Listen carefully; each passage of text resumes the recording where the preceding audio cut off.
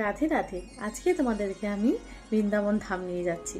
আর বৃন্দাবন ধামে বাঁকে বিহারী সম্বন্ধে তোমাদেরকে কিছু জানাচ্ছি। বাঁকে বিহারী হচ্ছে রাধাকৃষ্ণর মিলিত একটা স্বরূপ। বাঁকে বিহারী নিধিবন থেকে স্বামী হরিদাস নিয়ে এসেছিলেন।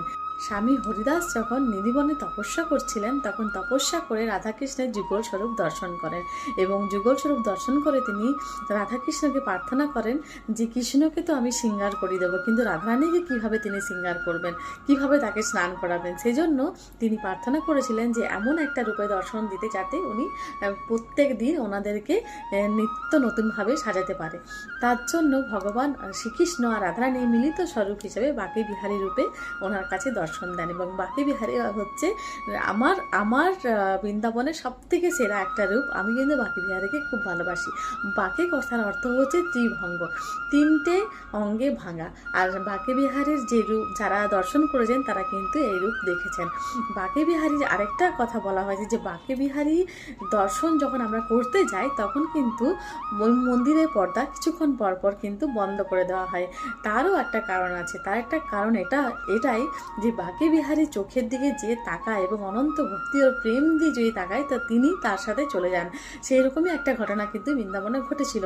একবার যখন এক ভক্ত বাঁকে বিহারীকে অনন্ত প্রেম দিয়ে দেখছিলেন, তখন তিনি কিন্তু সেই ভক্তের বাড়ি চলে গিয়েছিলেন ওনার সাথে।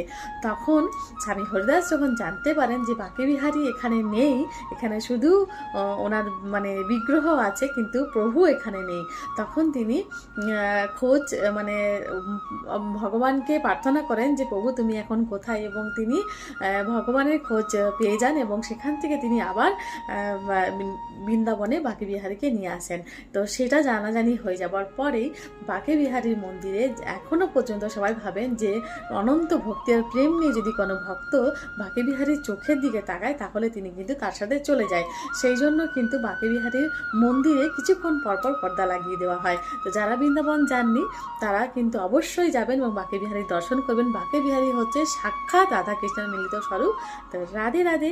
যদি ভালো লাগে অবশ্যই আমার চ্যানেলটা সাবস্ক্রাইব করে দিও আর লাইক কমেন্ট শেয়ার করে দিও। ছোটো ছোটো ইনফরমেশন আমি কিন্তু আজ থেকে তোমাদের দিতে থাকবো। রাধে রাধে।